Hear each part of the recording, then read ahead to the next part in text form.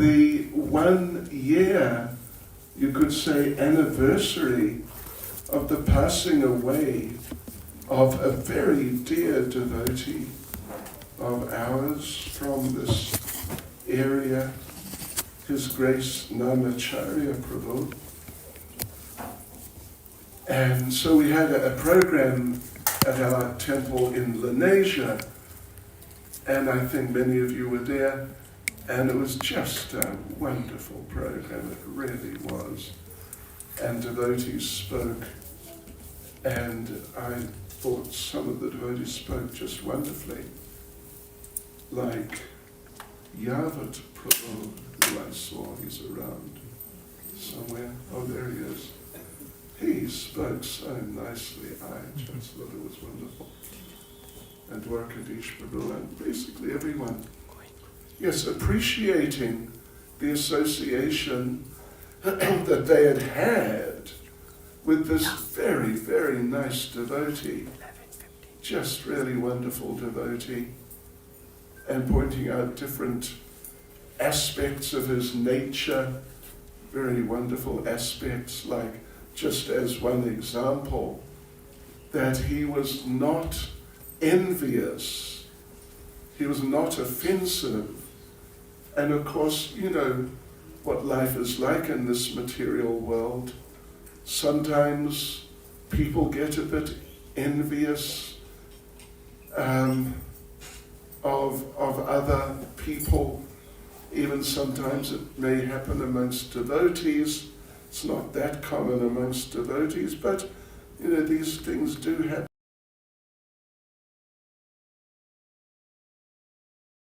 So really, to find a person, a devotee, or find just anyone who is not envious, it's really very special and very unusual. And in fact, in Bhagavad Gita, Lord Krishna, at the beginning of the 9th chapter of Bhagavad Gita, Lord Krishna makes this point. Let me just read that verse to start off with. Chapter 9, the most confidential knowledge, verse 1. Sri Bhagavan Uvacha, idam tu te guyatamam pradakshyam yanasuyave Jnanam vijnana sahitam yajgyatva mokshase shubhat. And the translation, the Supreme Personality of Godhead said, my dear Arjuna, because you are never envious of me, I shall impart to you this most confidential knowledge and realization, knowing which you shall be relieved of the miseries of material existence. So that's very nice and just very appropriate. And I am going to actually look up another verse which makes a similar type of point. This is actually from Nectar of Instruction, originally written by Srila Rupa Goswami, although Srila Prabhupada has translated it and actually given classes on all the verses, and those classes have then been transcribed and given as purports.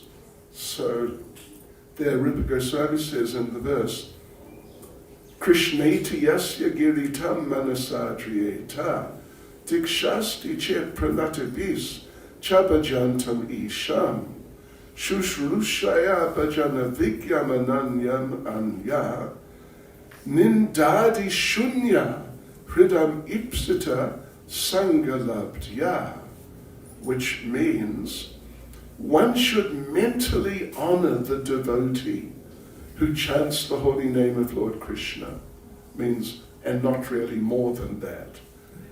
But at least one should mentally offer respect to such a person who, not so much engaged in Krishna consciousness really, but at least the person does chant the holy name of Lord Krishna.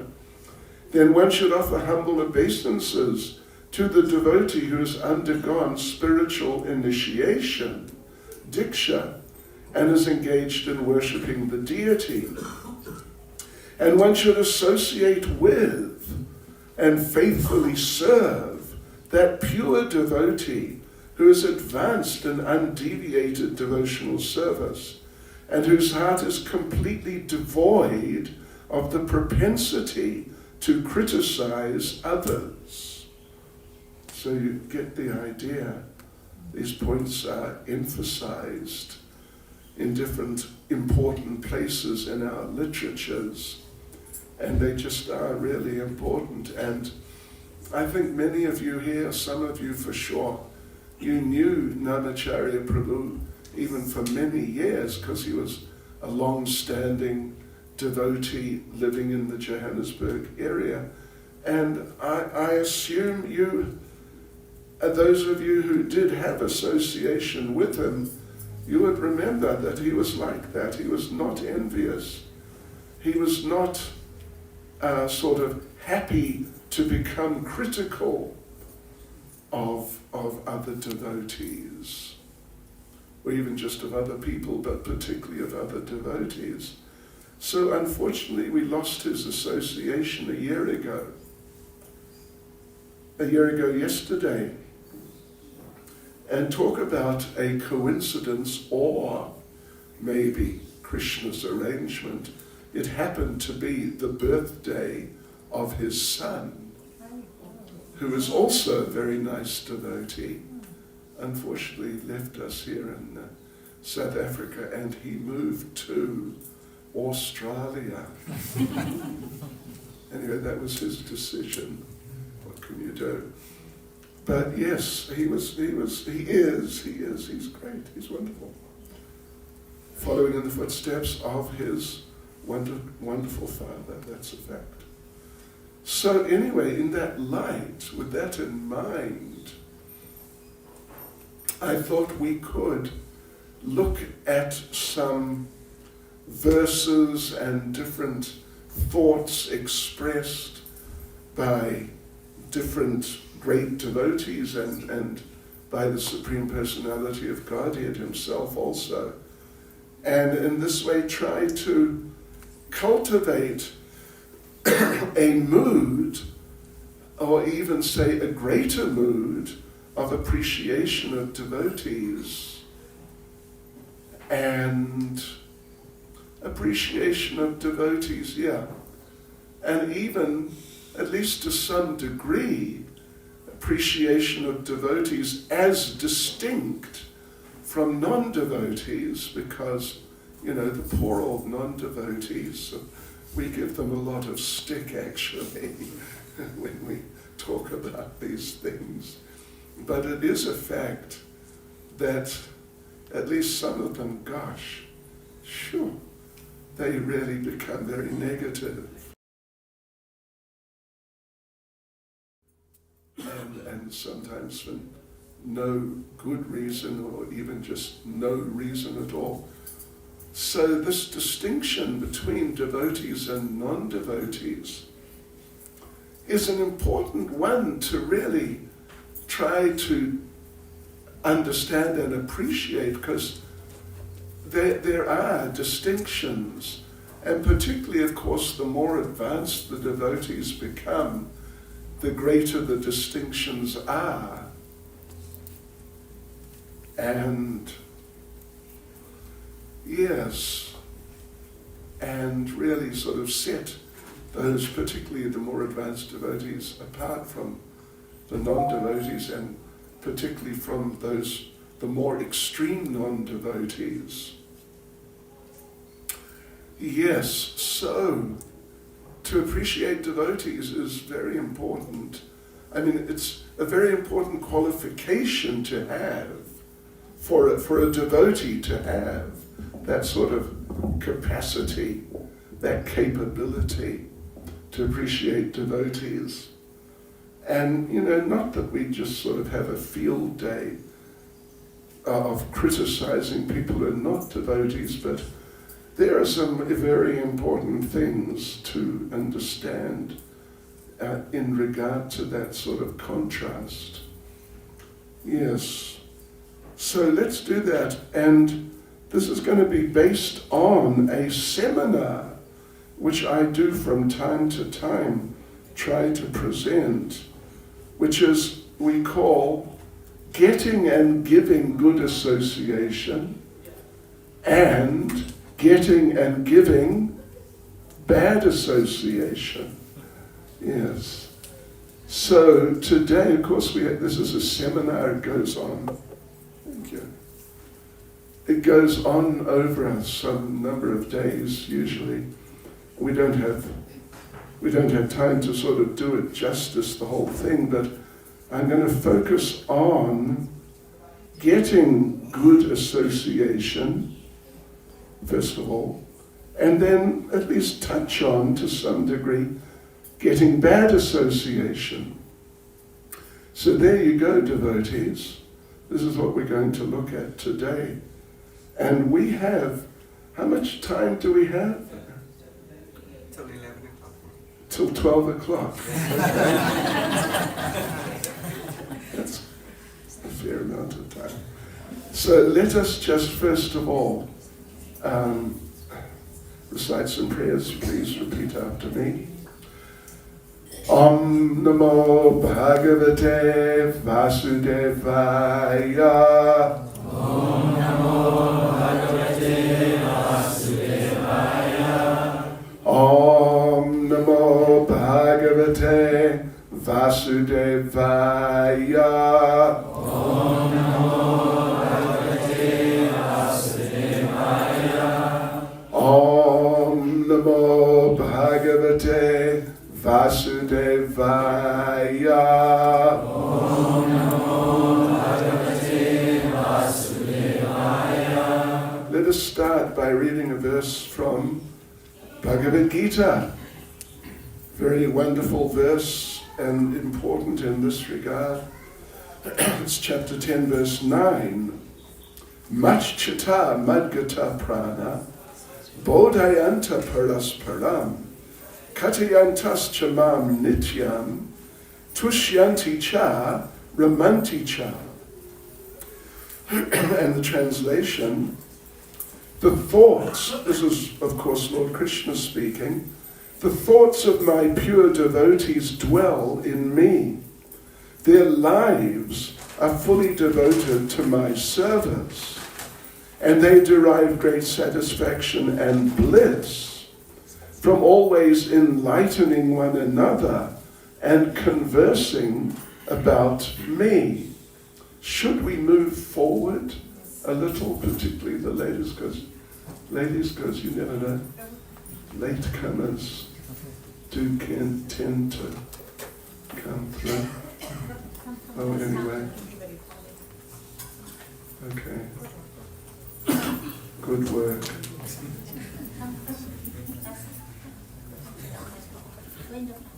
And the gentleman, anyway, let's just sort of hang in there and hope for the best.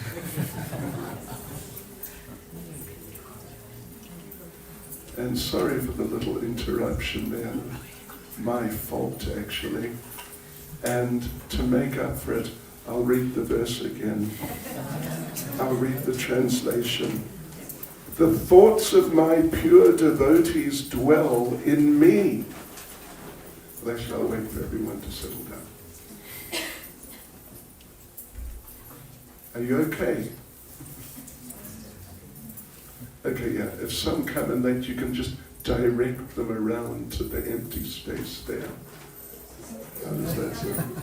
I was not being sarcastic, but maybe I was a little.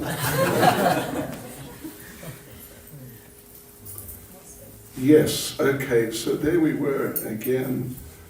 Bhagavad Gita chapter 10, verse 9. Attention, please. The thoughts of my pure devotees dwell in me. Their lives are fully devoted to my service, and they derive great satisfaction and bliss from always enlightening one another and conversing about me. an interesting little sort of side point, but it's interesting. One of our, I think it's either Baladev Vijayabhushan or Vishwanath Chakravarti Thakur, they make this point that the idea is presented that these devotees who are thinking of Krishna and who are devoted to his service, that some of them derive satisfaction, some of them derive bliss. And of course, bliss and satisfaction, you could say that, sort of the same, different degrees of the same thing, something like that.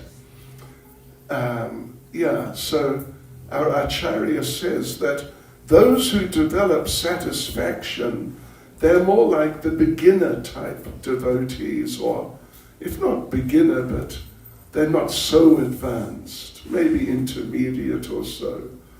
They derive satisfaction, which is wonderful.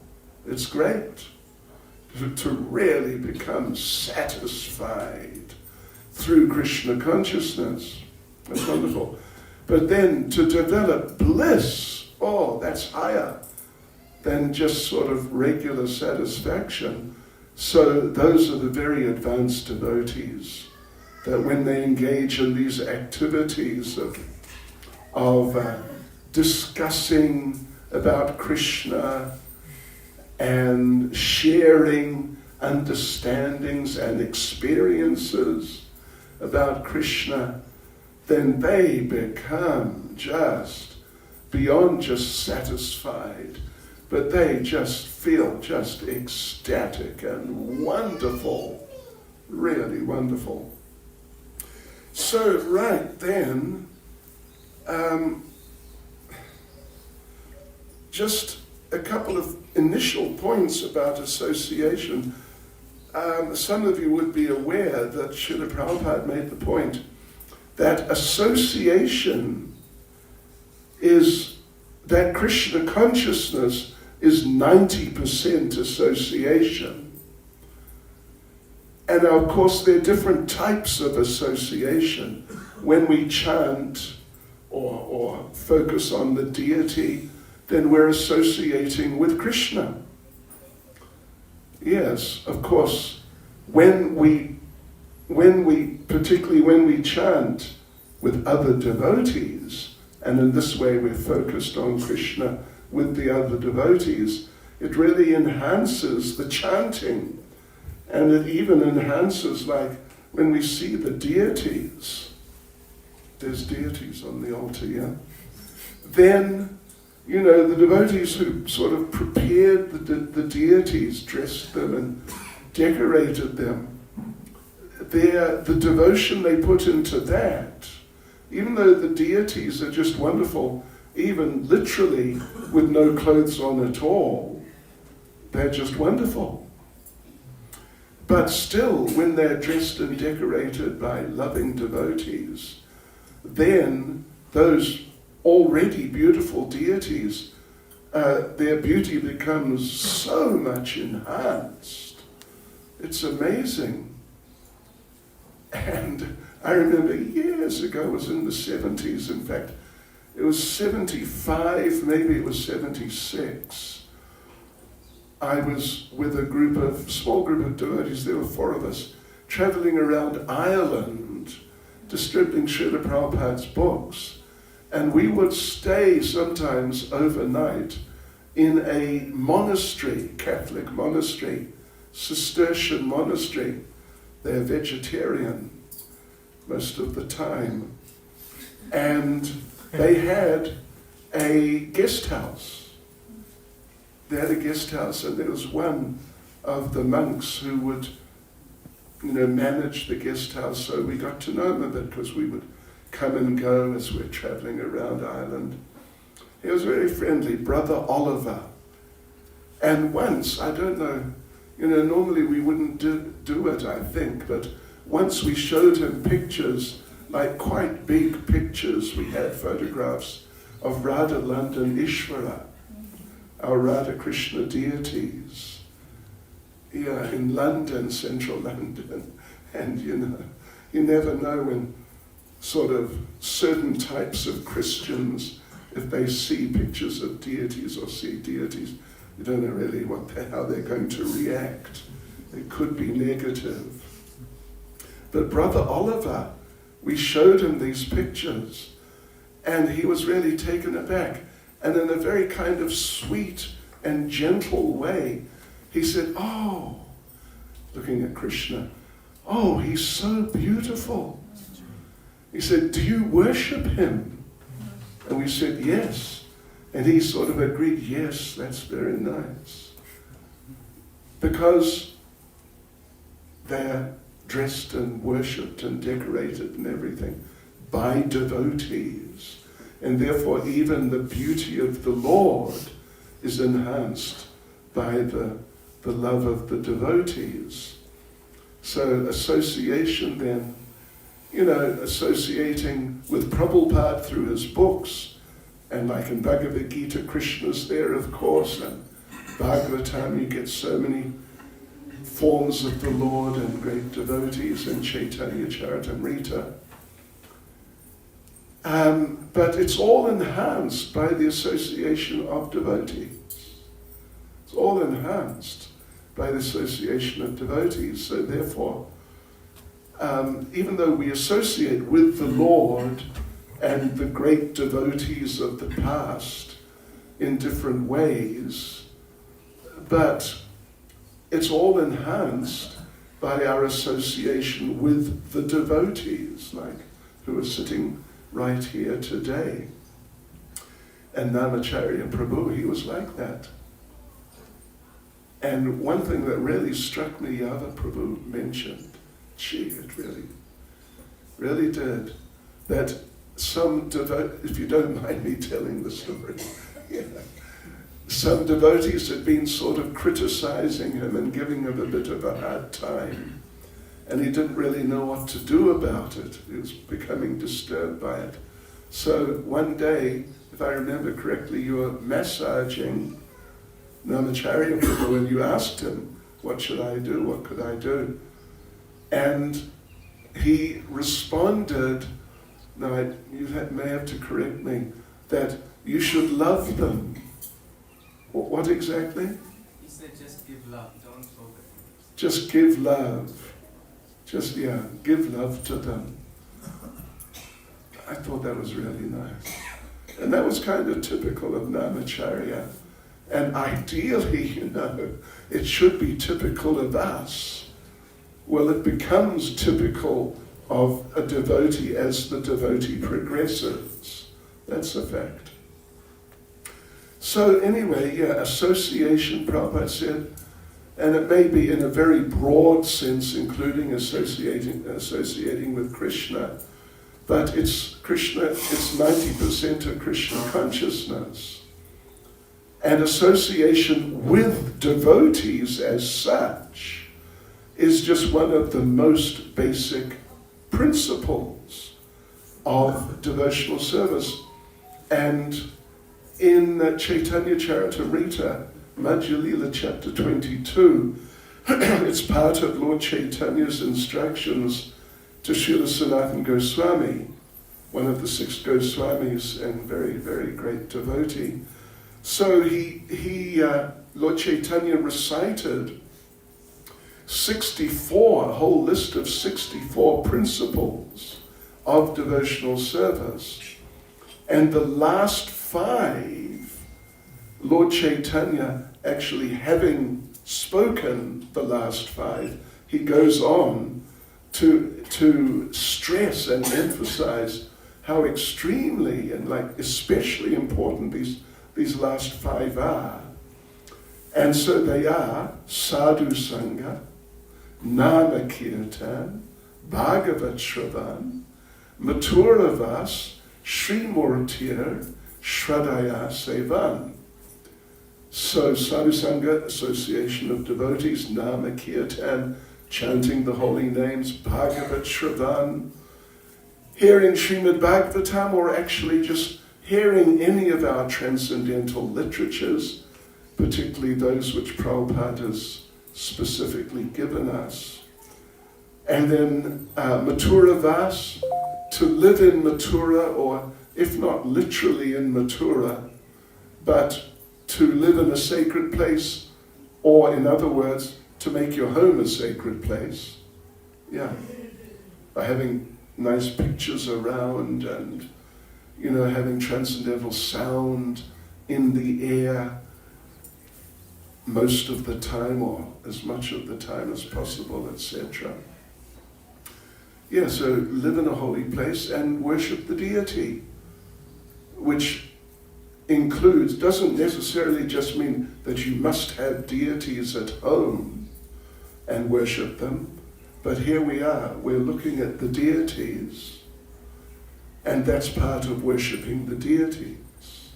Just having darshan is a part of service to the deities. And for that matter, actually, Prabhupada pointed out that having kirtan in front of the deities is a part of deity worship. Interesting. So there are these 5 principles, and they begin with sadhu sangha, the association of devotees, and I was just making the point how the other four, the first one is association, the other 4, they're all enhanced by association with devotees. I mean, having a one-man or one-woman kirtan is nice. You can't say it's bad or wrong, it's not. But it's just not the same as having a nice kirtan with a group of devotees, and so on. Right, and then,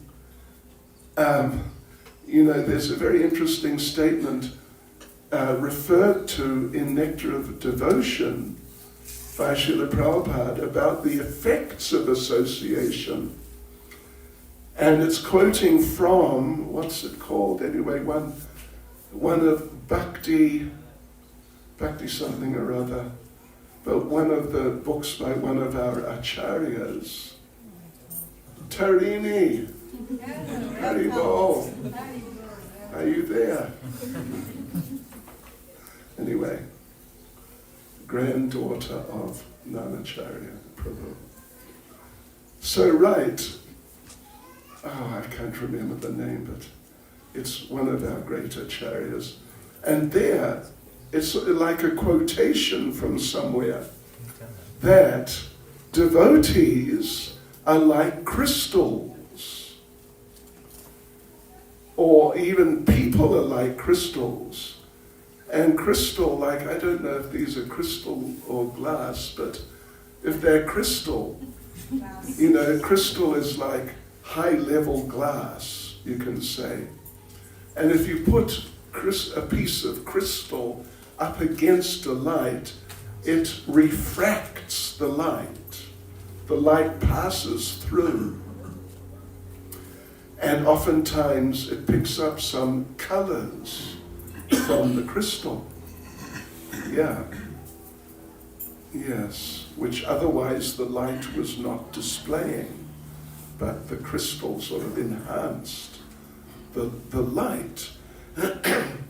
So therefore it said that devotees are like crystals, or that people are and devotees are, and they have association with other devotees particularly, and then that is all then it passes through and manifests beyond in an enhanced way.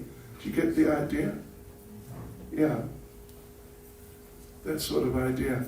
And you know who said that? Do you know who said that? Devotees. Would you believe? And are you ready for it? Hiranyakashipu,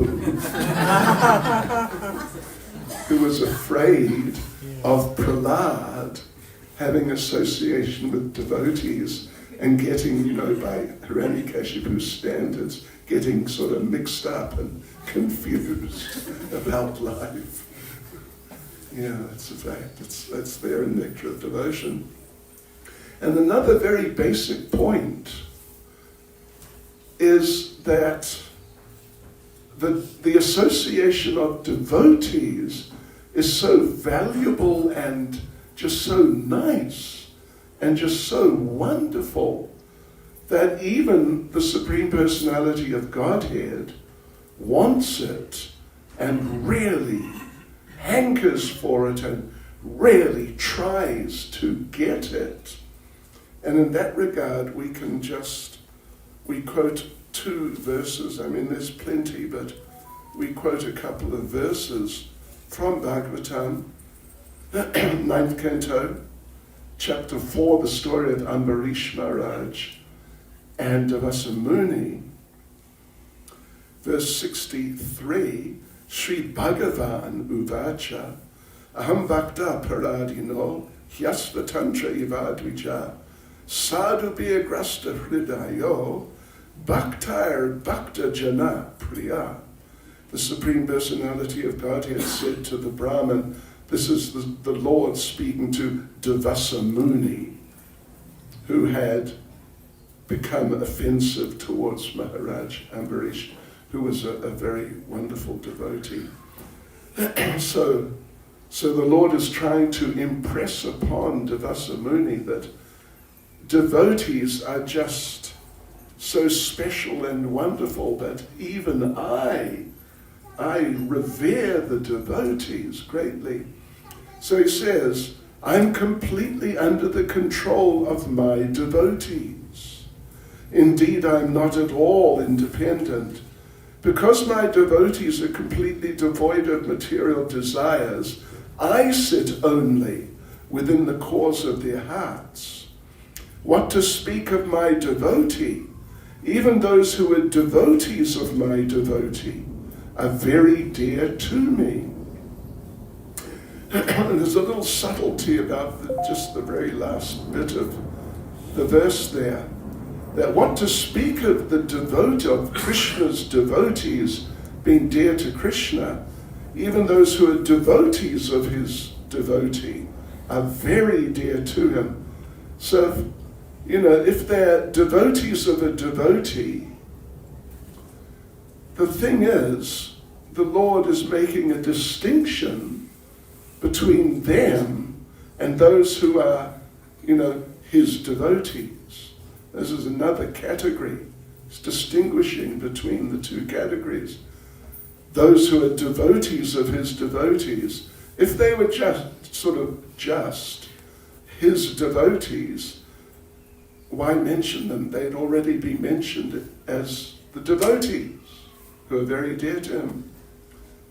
So the thing is that even people who may not be his devotees, but they are devotees, they're dedicated to a devotee, but not necessarily to Krishna himself, but still they're very dear to the Lord.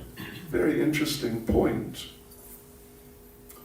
Yes, and we make the point in that regard that Putana, famous demon who came and tried to kill Krishna, that Krishna killed her, and in that process she became a devotee and went back to the kingdom of God. Although prior to that event she was definitely not a devotee at all, quite the opposite. But then she was killed by the Lord, and she was purified by that. And he gave her a position in the kingdom of God, which is only reserved for devotees, and not just your average run-of-the-mill devotee, but the special devotees. So then she had 2 brothers, and one of them was Aghasura. So Aghasura was also killed by Krishna.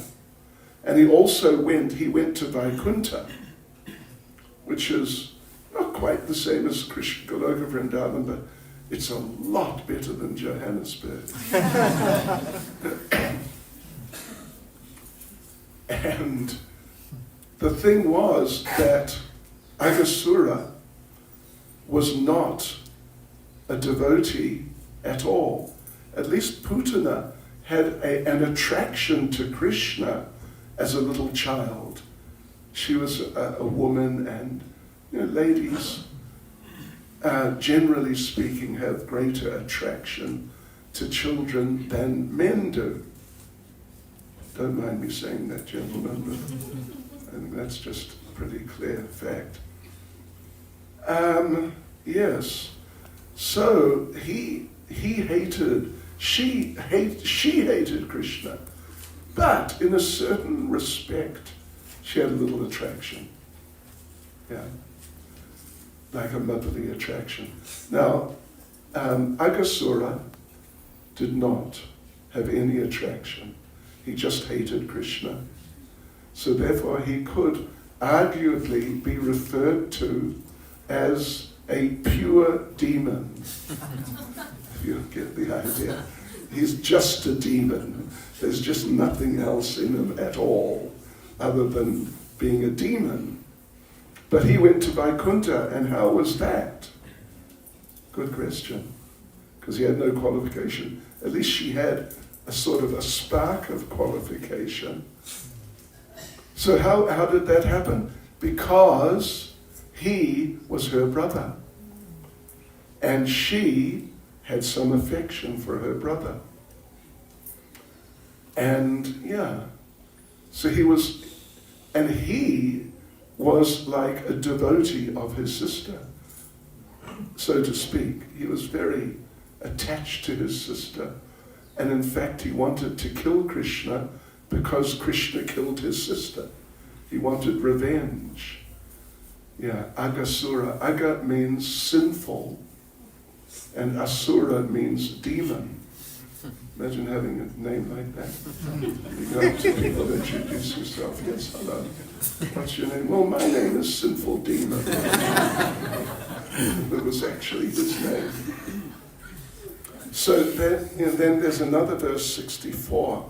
Naham atmanam ashase mad bhaktai sadubir vina shriyam chat yantikim brahman yesham gatir laham para.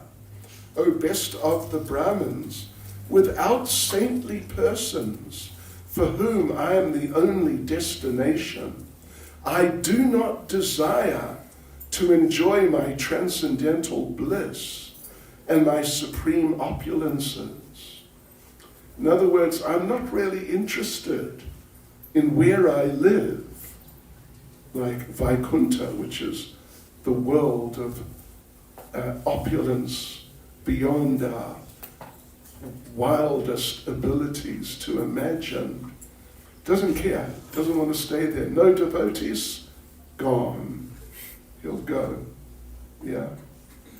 And indeed there's an incident described in Chaitanya Bhagavat. Narada Muni comes to Vaikuntha and sees that Lord Narayan and Lakshmi are absent. And not only them, but the whole place is empty. But except for one elderly man. So Narada asked him, where did everyone go? And Narada said they all went to Navadweep because the Lord is appearing there with his devotees and having the Sankirtan. Yajna. So they've all gone down there to be with the Lord, but to be with the devotees too. So, yes, indeed. And I think there's another little... Sure, okay. Yes, so anyway, from that we can gather, if the devotees are so important to the Lord, then what about us? They should really be important to us. And we shouldn't allow sort of materialistic considerations regarding other devotees interfere with our appreciation of devotees for being devotees and for having different qualities and characteristics through being devotees. So, this is very important. And in Srimad Bhagavatam, you know, there are so many verses describing so many extremely wonderful transcendental things, but, and get this, devotees, if you can, Srimad Bhagavatam is such a short book. Haribol. It's such a short book that nothing is repeated. Nothing's repeated. Things are just stated once. And even, you know, like for example, when Sita was kidnapped, Lord Ram was lamenting.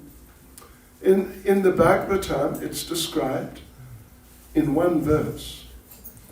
In Ramayana, it's 5 chapters. Is Lord Ram lamenting in this way and that, and so many ways. It's overwhelming. I mean, you can see how overwhelmed he is. But in the Bhagavatam, one verse. She was kidnapped, he lamented, and what next? And go on to something else. So, but if you find a verse which is repeated, then it means that the message of that verse is of some like special importance. And the fact is that there are actually only 2 verses really which are literally repeated verbatim in Srimad Bhagavatam. And let me just tell you what they are. You can make a note of it if you want for your future reference. The first one is 1st Canto, chapter 18, verse 13. And the next one is the 4th Canto, chapter 30, verse 34. And they both read as follows. Tulyana levena api naswargam napuna bhavam bhagavat sangi sangasya marchya nam kim utashisha, which means the value of a moment's association with the devotee of the Lord cannot even be compared to the attainment of heavenly planets or liberation from matter, and what to speak of worldly benedictions in the form of material prosperity, which are for those who are meant for death, you know, like money and big house and whatever, big motor car, that sort of thing. So that verse is stated twice, verbatim. And the particular point about Bhagavatam being such a short book that you just don't get things repeated, appears in the 10th canto when Krishna kills Pondraka. Pondraka was a demon, you know, another demon. There were so many of them. And he felt he was an incarnation of the Supreme Lord, and that Krishna, who would sometimes, normally he'd have 2 arms, but sometimes he'd display 4, and would hold the 4 particular items of the Supreme Lord, the club, the conch, the lotus, and the chakra. Right, those 4. He insisted, he told Krishna, you got to give them back to me. And if you don't, I'm going to take them. So they met on the battlefield, and he said that. He said that to Krishna. And Krishna said, all right, if you want them, you can have them. First will be the disc, Sudarshan Chakra, which is razor sharp. Yeah, and it's for killing people, killing demons. So Krishna said, okay, no, you can have it, but you'll have to catch it first. And we've mentioned this before. Pondraka would not have made the Indian cricket team because he tried to catch it, but he missed the catch and it decapitated him. So in that chapter, Shukadeva Goswami, the speaker of the Bhagavatam, says twice, but using somewhat different language in the two verses. He says, in effect, there was a crazy demon named Pondraka, and he was so stupid that he thought he was the Supreme Lord, something along those lines. And he said it twice, but with different words, Sanskrit words.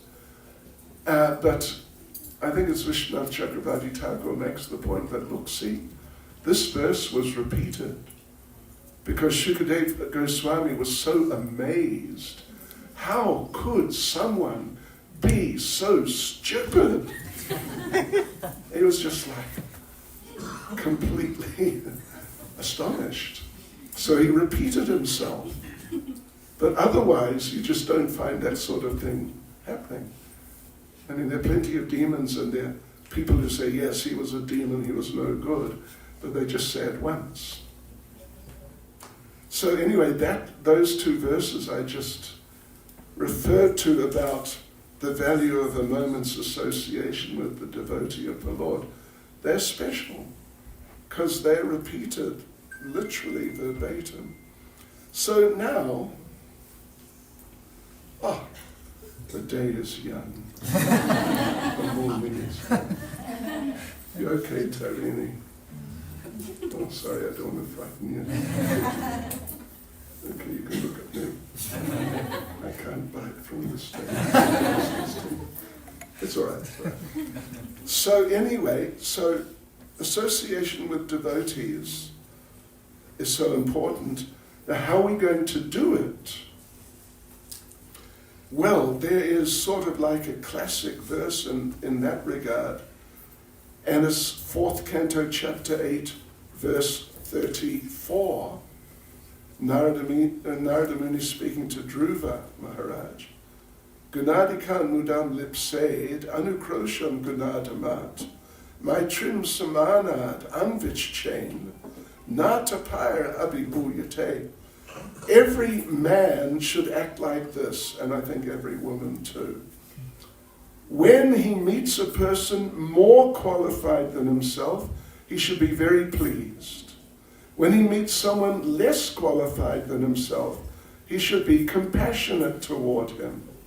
And when he meets someone equal to himself, he should make friendship with him.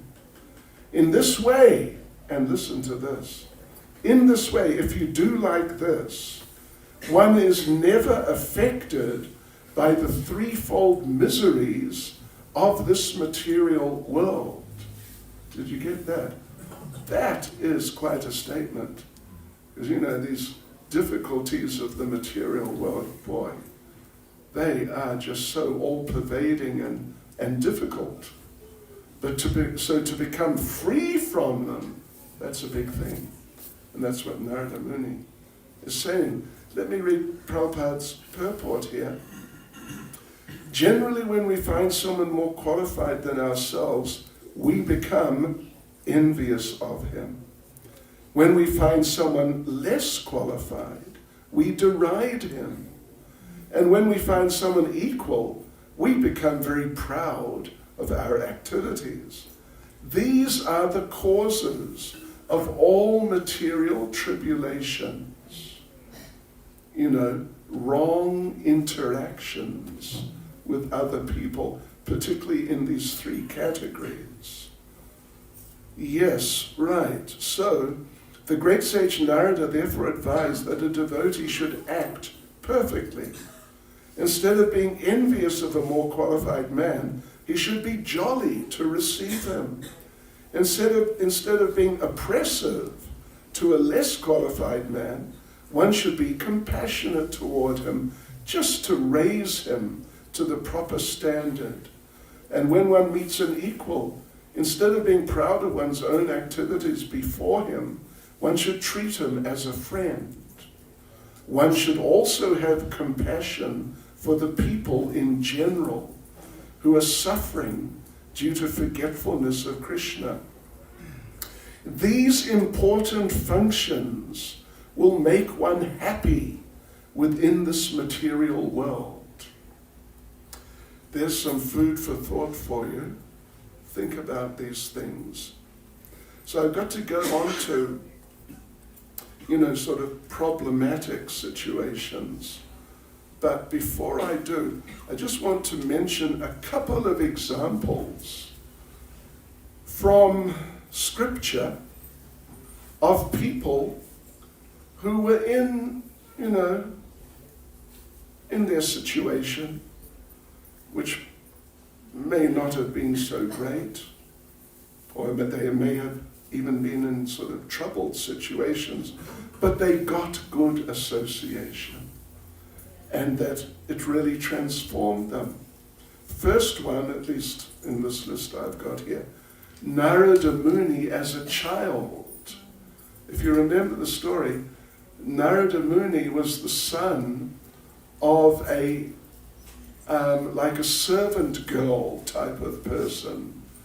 Yeah, like a maid, that sort of lady, and she had given birth to him, but there was no husband around, and he's not even mentioned who he may have been, what happened to him.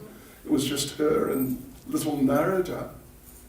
But then one time during the Chaturmasya period, the rainy season in India, when the sadhus, the saintly people, who are generally otherwise they're moving around and preaching and so on, but during the rainy season it becomes too difficult, so they find the house of some householder and they stay there for those months, and then later they continue moving around.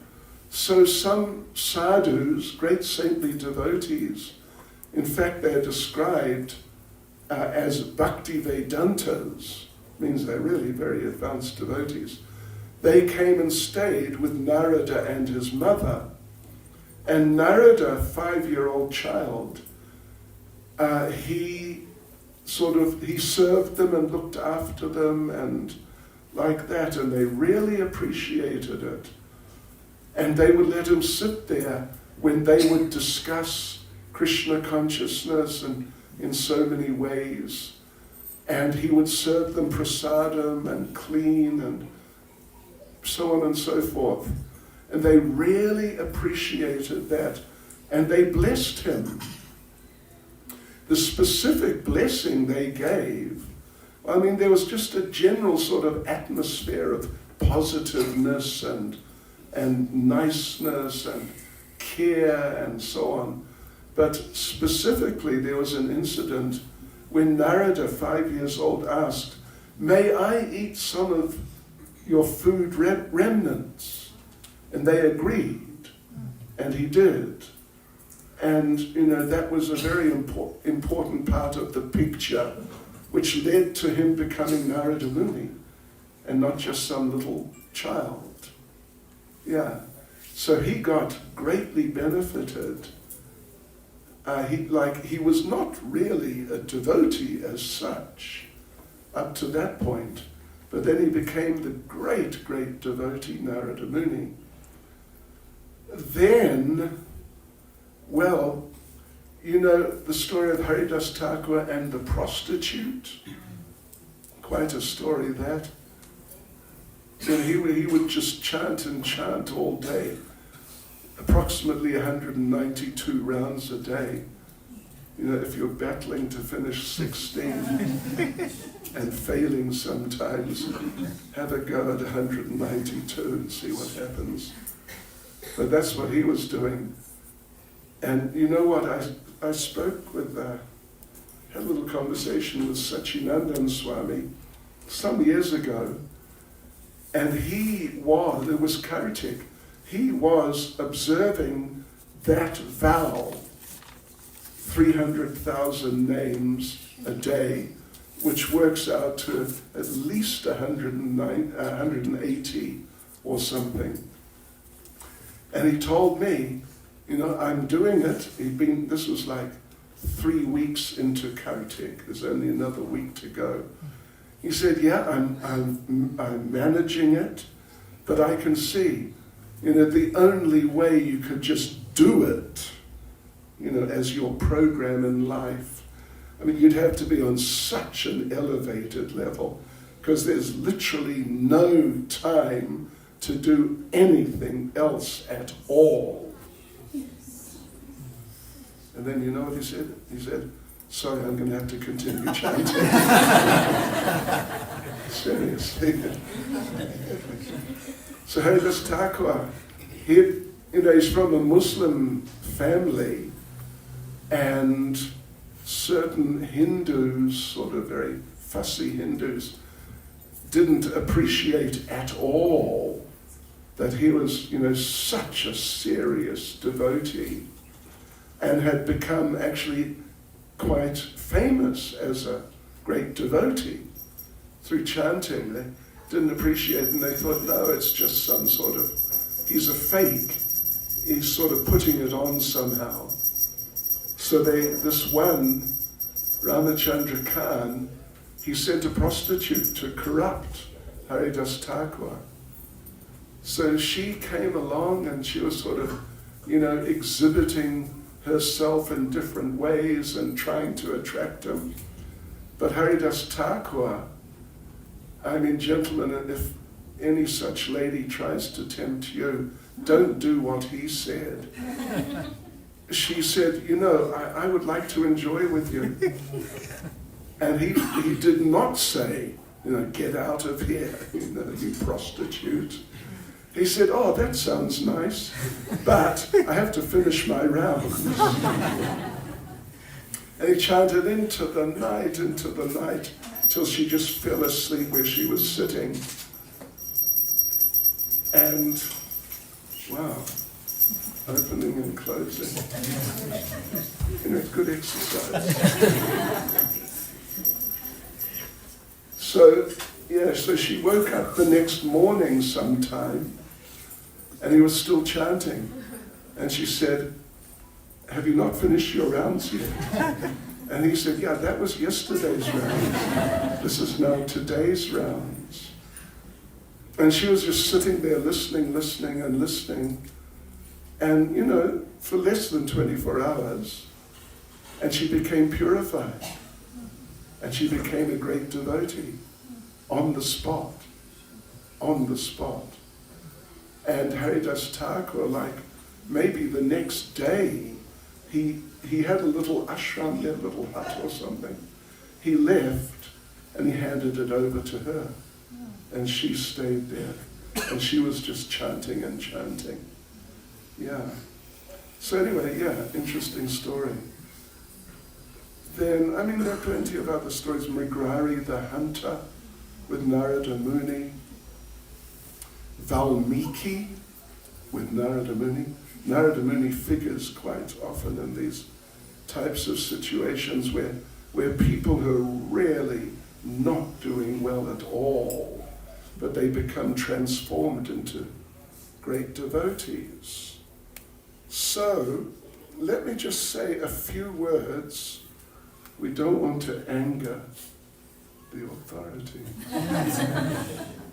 So let me say a few words about the dangers of getting bad association. Well, first point we make is that Lord Chaitanya in Chaitanya Charitamrita, there's a particular verse in which he says, half of the verse, he's asked, how do we recognize a devotee? So he answers, and the first half of the answer is, Asat Sangha Tyaga A Vaishnav Acha, which means that rejecting the association of materialists, basically. Asat Sangha means, material type association. A Vaishnav Acha. This is the activity, the conduct of a devotee. And then Lord Chaitanya said, brace yourselves. It is better to accept the miseries of being encaged within bars and surrounded by burning flames than to associate with those bereft of Krishna consciousness. Such association is a very great hardship. That's a bit heavy, isn't it? And as Lord Chaitanya, we don't want to shock any of you who may not be used to hearing things like that. So, but here's an interesting point. Listen to this. Activities like talking with worldly people in the course of one's work is not considered association. When the same activities are done with affection for someone, then that is considered association with that person. Now that doesn't mean that if you sort of hang out with your colleagues at work, when they're having one of their discussions about what we did last weekend or something like that, and you just sit there and sort of become absorbed in it, that's not bad association. It is. Because, it goes in, and it goes in, and it doesn't just come out the other side automatically. Yeah. So it goes in and it contaminates the heart. And after a little while, you may find yourself thinking, oh, maybe I should do something like that next weekend. Yeah. But particularly the point is, if you really listen to a person with interest, with affection for them, like a connection with them and what they're saying, then that is considered association. And then he says, Bhaktivinoda Thakur actually says, every practicing devotee should know the various kinds of worldly people. Yes. So worldly people are of 7 kinds. Mayavadis and atheists. Mayavadis, basically means people who think it's all one. Yeah, I'm God, you're God, Krishna's God, but I'm also God and my dog is God. Because after all, DOG is just dog God around the other table. Yeah. There's so many gods. We're sitting in a room here where so many gods are here. So that's nonsense. That's such nonsense. You're extremely fortunate that I'm not God, because I would not do a good job. And I think you can all say that. It's just too much. So you have people who think it's all one. And the atheists, who think that there's not just it's all one, but there is no God. Then second category, those who are like avid sense enjoyers. When I was young, there was a musician named Leslie West. Did you ever hear of Leslie West? You didn't? Well, you didn't miss too much. He died a couple of years ago, actually. So he did one album. It was called, If It Feels Good, Do It. If it feels good, do it. This is like sort of very fundamental hedonism, materialism and specifically sense enjoyment.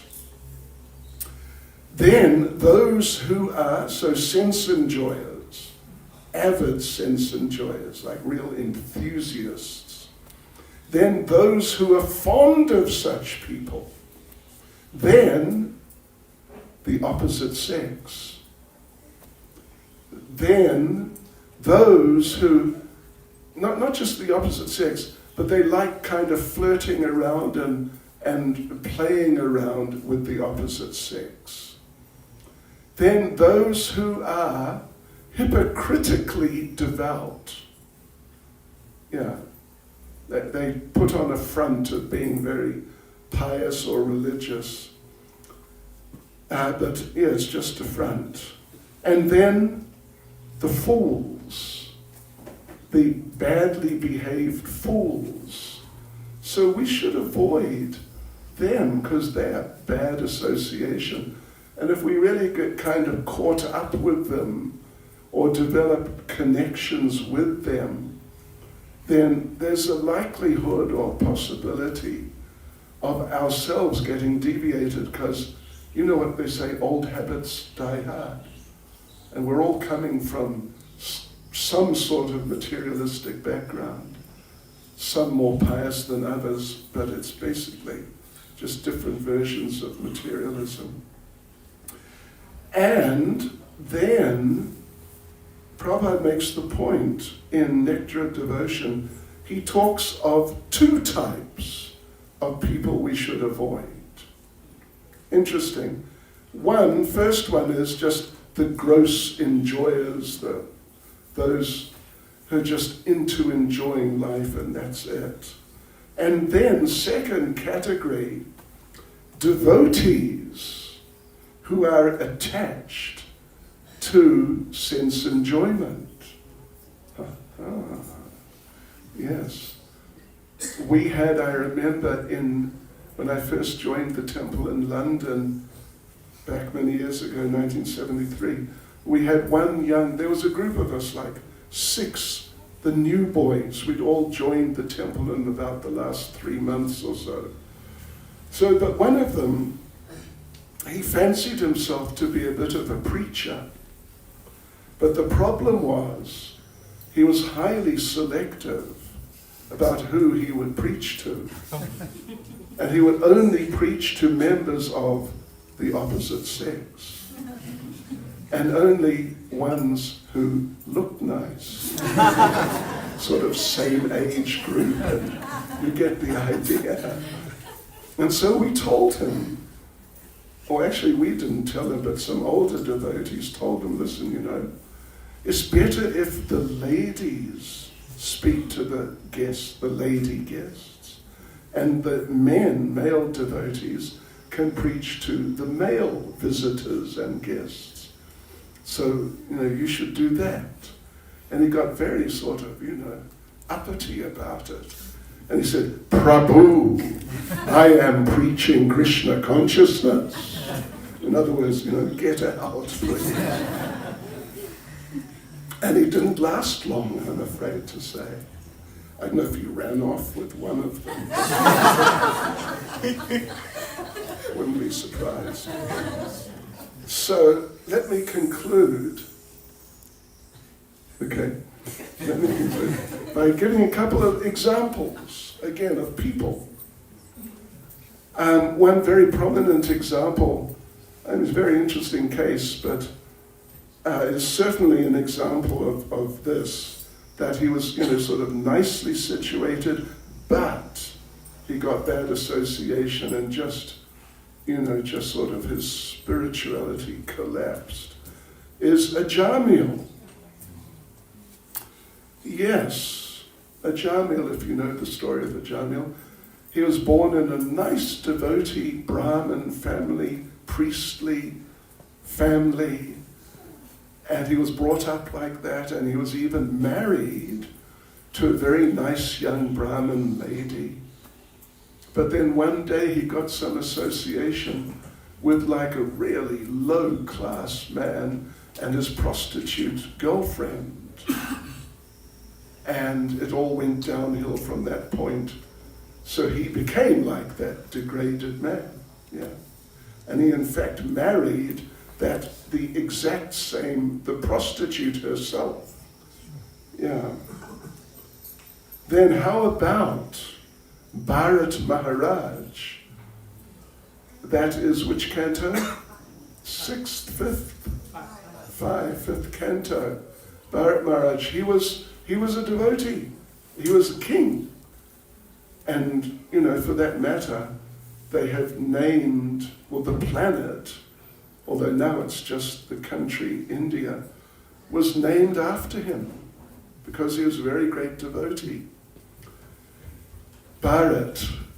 And so he was a great devotee, and in his old age, he left home, renounced everything, renounced the kingdom, and he just went into the forest to just focus on the Lord and become free from all entanglements.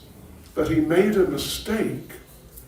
Instead of going and joining one of the ashrams where there's, a number of devotees and good association, he decided to establish his own little ashram and, just have a quiet little life in Krishna consciousness, he thought, for himself.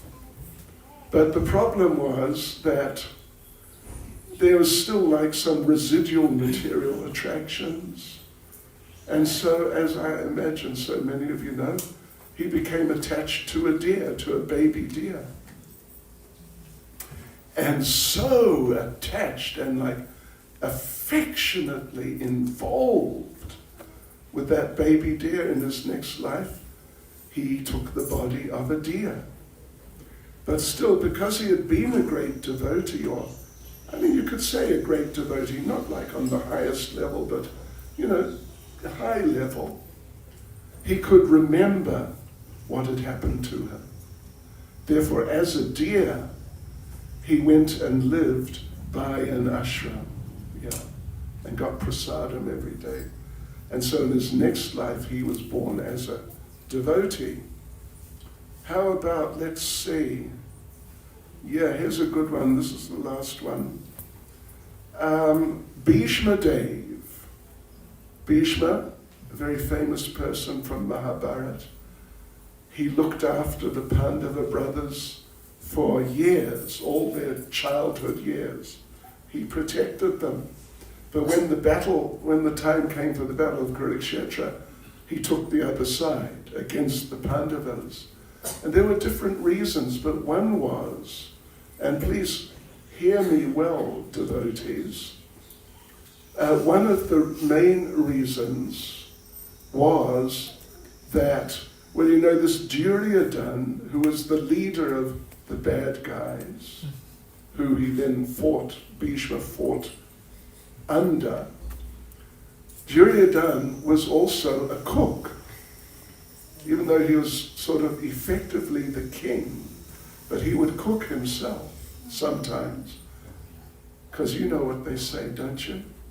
Men make the best cooks. I shouldn't have said that. But anyway, he liked cooking. And Bhishma ate his cooking on numerous occasions, regularly. And Duryodhana was not a devotee, so, he was not chanting his rounds. And he was not offering the food he cooked to Krishna or to anyone.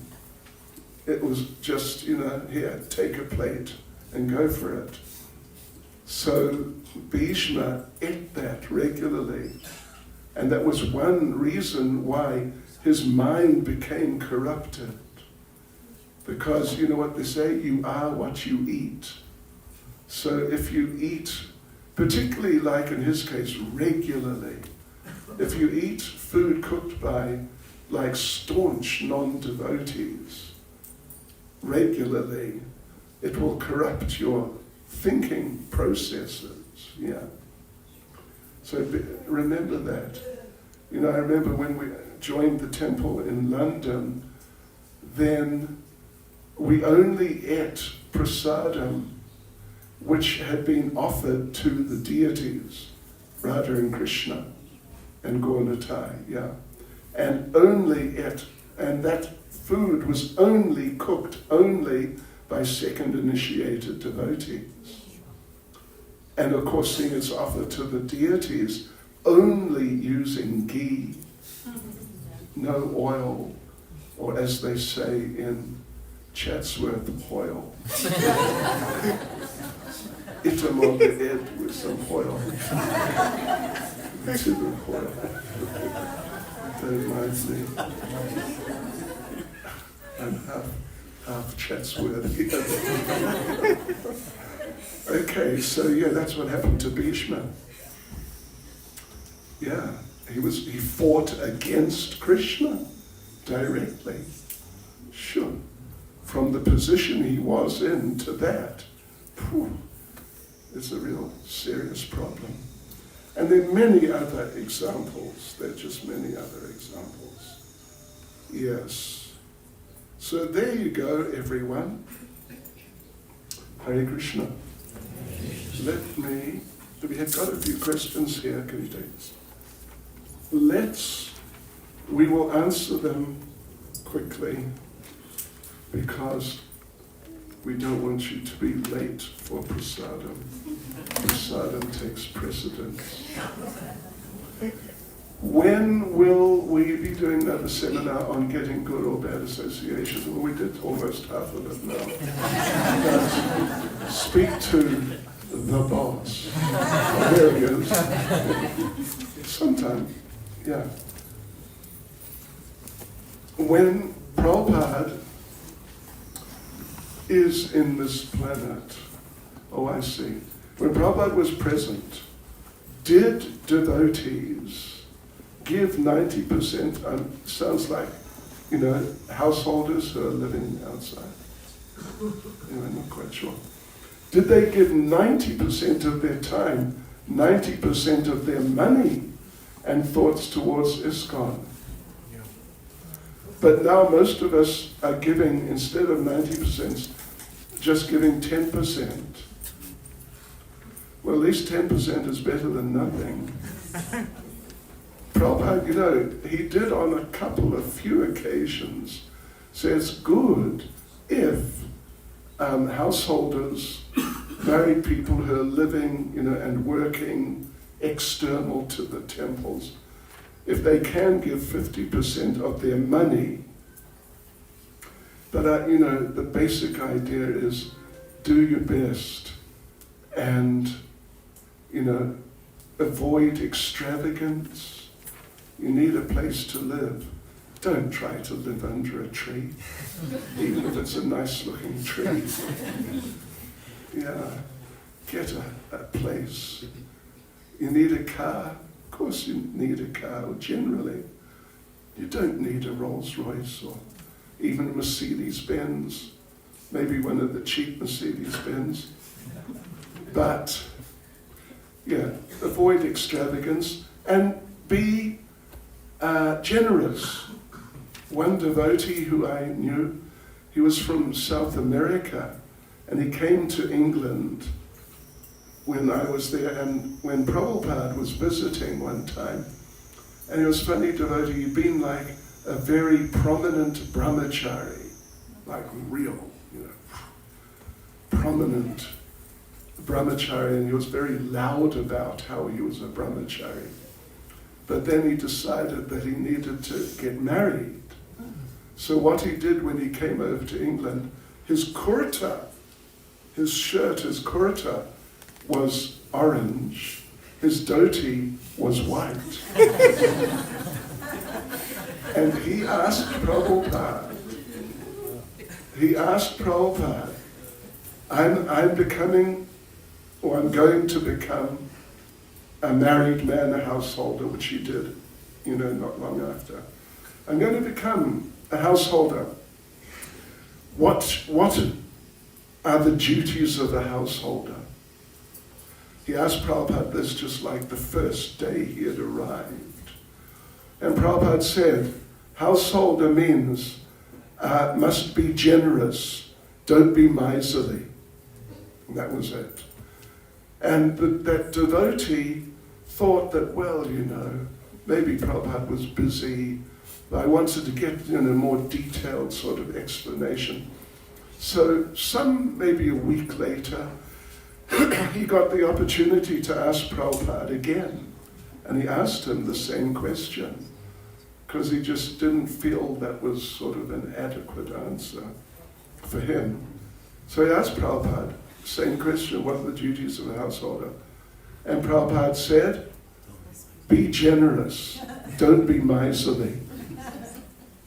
And that was it. like Bhadrinarayan Swami, when he first became temple president, he wanted to ask Prabhupada, what are the duties of a temple president? And get some deep answer. Do this and that and so many things and all that. So he asked Prabhupada what the duties of the temple president. Prabhupada answered, the temple president is the person who, when anything goes wrong in the temple, it's his fault.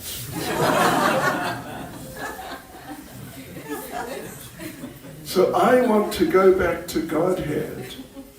Is chanting Hare Krishna sufficient to this end?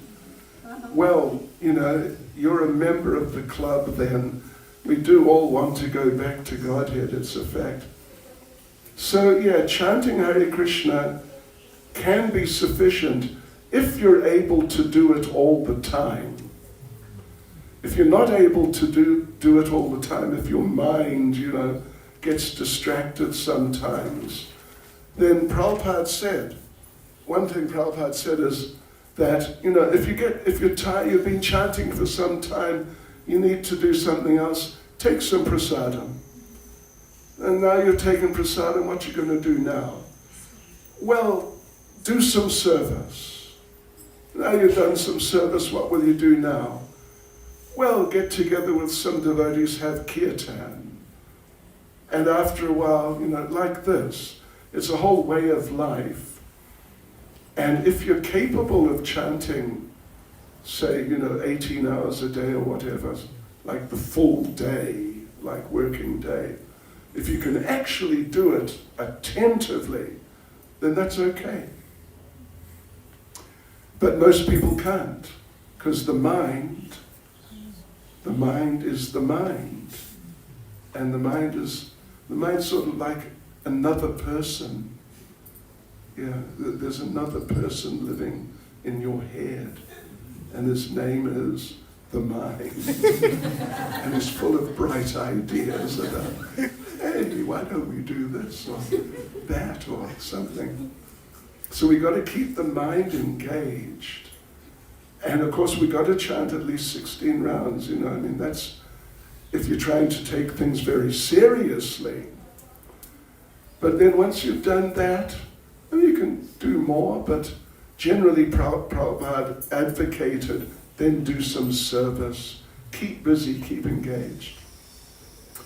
And Prabhupada had a godbrother named Krishnadas Babaji, and he joined the temple there in Bengal when they advertised in a newspaper, anyone who can just chant Hare Krishna all day can come and live in our temple, and you just do that, just chant all day, and we will give you a place to live, and we will feed you. So he answered that advert, and he came, and a few others did, but the others couldn't do it. But he did. He was doing it. He was literally chanting all day and like into it. And they were feeding him, and they'd given him a place to stay. And some of the devotees there thought, well, look at this fellow. He's not doing anything useful. He's just chanting. So they went and complained to Srila Bhaktisiddhanta. All he's doing is chanting all day. Shouldn't he do something, some service? And Srila Bhaktisiddhanta said, no, if he can actually chant all day, just let him chant and let him stay. And so he did, and he was about the only or one of a tiny handful of godbrothers who Prabhupada took pretty seriously. The rest, it was all, he didn't really take so seriously. And, Radhanath Maharaj had the experience, you may have heard of it or read of it, that he was associating with Krishnadas Babaji, and he became the personal servant of Krishnadas Babaji. And Krishnadas Babaji Maharaj would not talk to him because he was just chanting. And sometimes, if he wanted something to eat, he'd say prasadam. Or, he might point to something, like a pile of clothes, point at it. This means you should wash the clothes. But he just didn't. There was no conversation at all. So Radhanath Maharaj assumed that he couldn't speak English because, this is back like in the 60s. And in India in those days, there were really not many people at all who could speak English. And particularly, some little sort of village type person, that was the way he looked. So one day, there was some need to have a little discussion of something. So Radhanath Maharaj went to him and very deliberately said, "Maharaj, do you know how to speak English?" And Krishnadas Babaji Maharaj replied with like a strong Oxford accent, "Actually, I think I speak English rather well." But he hadn't known that for a week or a couple of weeks or something like that. Anyway, we got deviated there. So you need a lifestyle of Krishna consciousness. That's what you need, a whole way of life. Yes, with Agasura being delivered because he was the brother of Putana, does the same apply to us and our siblings? Well, the principle does. Putana was elevated to Goloka Vrindavan. That's extreme, that's the highest. We are not on that level, but definitely just the fact that we're devotees or trying to be, it will have subtle effect on our relatives. It will have subtle effect. Maybe not immediately, and you might not see it so clearly. It depends on your level, really, but effect will be there. Would it be incorrect to state that attachment to a pure devotee of the Lord grants the same destination as that same devotee of the Lord? Or do we need to become devotees of Krishna to go back to the spiritual world? Well, if you're attached to Prabhupada, you will go to Prabhupada. Yeah. If you're attached to your spiritual master, when that time comes, you will go to the place of your spiritual master. And if you're attached to your parents, you'll go to wherever they are. So, right, well, we read, first of all, Bhagavad Gita, chapter 10, verse 9. This verse describes devotees who are fully devoted to the Lord's service. How can we define such a devotee, especially a grihasta? And Prabhupada further states in the purport that this verse applies to pure devotees. The thing is, the majority of devotees are grihastas, and Prabhupada was a grihasta, and Bhaktivinoda Thakur also. So, as long as one really tries to practice Krishna consciousness, there's nothing wrong with being a householder. And in fact, for some devotees, it's definitely the best thing for them. And if they try to just remain, celibate, literally, they won't be able to manage, and they may just fall down into illicit sex life. So, as long as the grihastas are following, chanting their rounds, following the regulative principles, coming, visiting the temple when they can, doing service when they can, which will, vary depending on their situations, then, they can go back to Godhead. They can certainly go back to Godhead. So there you go. It's very important because most of you are or will be. Those of you who are not, most will become householders. But you can do it. You can do it. Look at the Chaitanya Prabhu. Just watch him. Someone should follow him with a video camera for 24 hours. And then just do what he does. You know? I'm not joking, actually. Yeah. So here we go, last one. As one increasingly gains material resources, the propensity to provoke envy in others increases. Yeah, if unchecked. How does one temper this propensity rather than justify this bad habit by pointing to material obligations? The propensity is to become envious of others who their material resources are increasing. So how does one temper this propensity? You know, there have been, I have seen on a few occasions, one was quite recently, in some news service, there was a report about one lady who was trying to live without money. And if or when money would come, she'd just get rid of it. Haribol. Seriously. And I read some years before, quite some years, of some other person who was trying to live without money, because they adhered to the idea that money is the root of all evil. There is such an idea. I think it's a Christian idea, but anyway, there is such an idea. And in many cases it's true. So many cases it's true.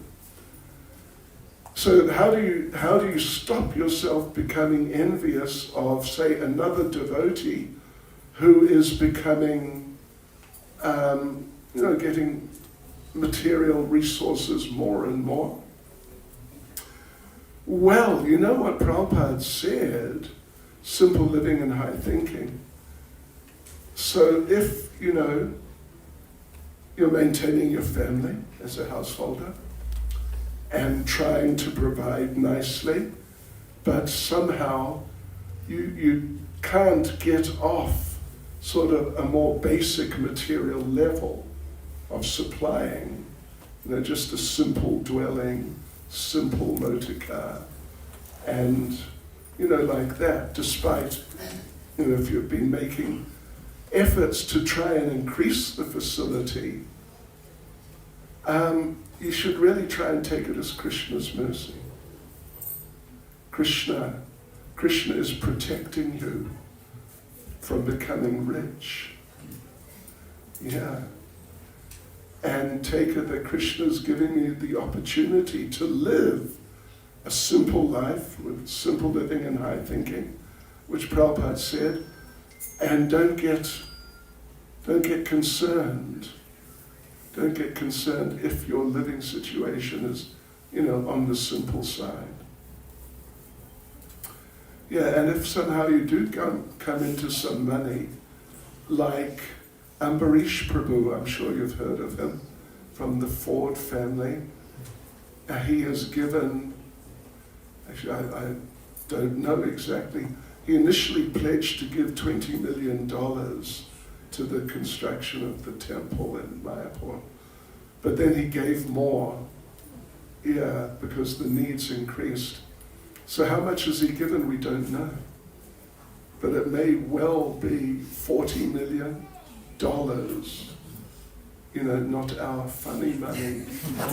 We might do better using monopoly money than rands.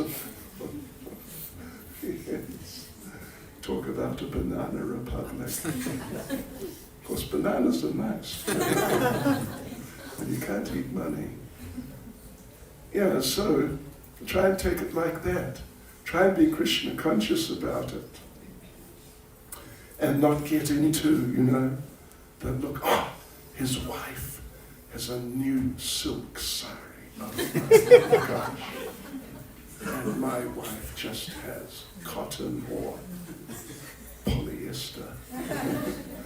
You know, that sort of idea. He's got a Mercedes. I've got an antique Toyota. You keep chanting seriously, and you'll be able to deal with things. Yeah.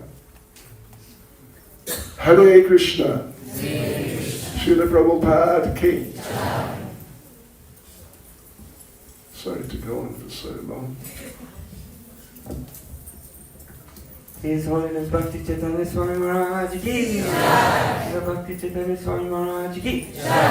It's okay, Maharaj. It's a long weekend. We could go on longer if you like. Thank you so much, Maharaj, for that wonderful class today and your association as well.